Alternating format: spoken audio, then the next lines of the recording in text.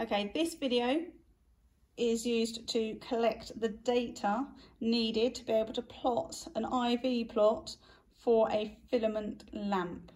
So what you need to do this, you need a power pack, you need 2 multimeters, one which will be used as an ammeter, one which will be used as a voltmeter, you need some leads, and you need the filament bulb. You also need to be able to record your results. So first things, let's set up the experiment. So first of all, start by setting up the bulb in series with your ammeter. So from your power pack goes to your bulb. The current comes out of the bulb through your other wire into the multimeter, which is going to be used as an ammeter. So the first one goes into your common port, the second one into your ammeter port, which is the 10 ADC, and finish it off. So now there we have a nice series circuit, one loop.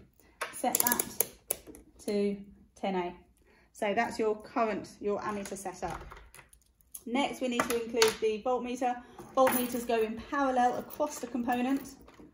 So you've got one there, double up these wires, one there. They connect into the multimeter as a voltmeter. So again, the common port and the voltage symbol this time.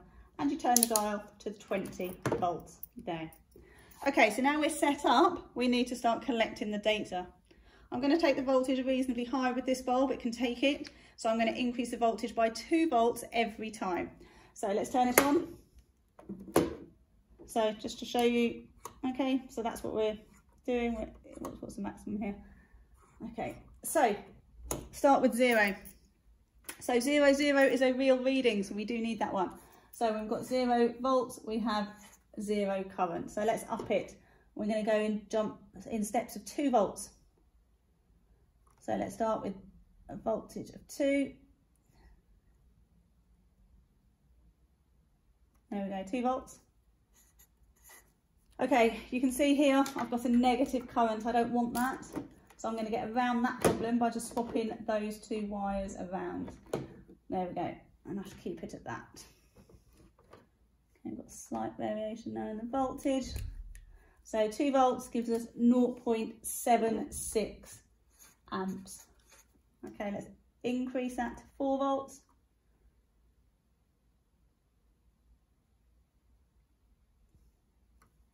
So 4 volts gives us a current of 1.08 amps. Let's crank it up to 6. You can see the bulb is getting brighter now. Okay, 6 volts gives a current of 1.35 amps. Let's take it up to 8.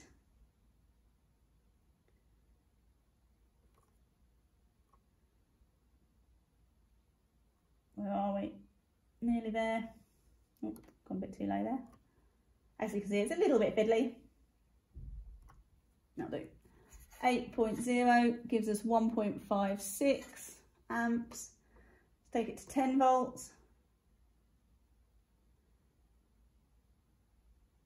It's getting much brighter now. 10 volts gives a current of 1.77 amps, and then 5, oh no, that's enough actually. Okay, so now what we also need to do, what the exam board want, is they want negative voltages. So we're going to do this whole process again, but this time we're going to use negative voltages. So in order to get negative voltage, all you need to do is swap these 2 wires around. So take that one into that port, that one into there. And then when it comes up again, to show you, you can see you've got a negative voltage there. So your 0, 0 is still real. So let's go with -2 volts.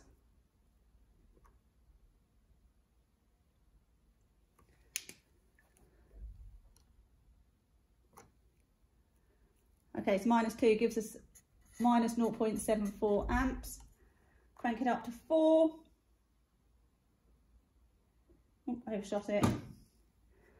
Gives us -1.07 amps. 6 volts. Gives us -1.34. 8 volts. Oh, overshot again. Other way. Someone using a hand dryer. Nearly there. 8 volts gives us minus 1.55 amps. And then finally, let's do 10 volts, minus 10.